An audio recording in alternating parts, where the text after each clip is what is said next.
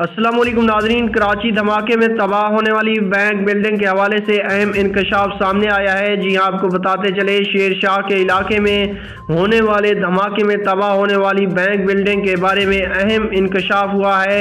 ये इंकशाफ क्या है, इस वीडियो में हम आपको मुकम्मल अपडेट से आगाह करेंगे। इससे पहले कि अगर आप हमारे चैनल पर नए हैं तो हमारे चैनल को सब्सक्राइब कर दें और साथ दिए गए बेल आइकन को भी प्रेस कर दें ताकि हर नई आने वाली वीडियो आप तक बआसानी पहुंचती रहे।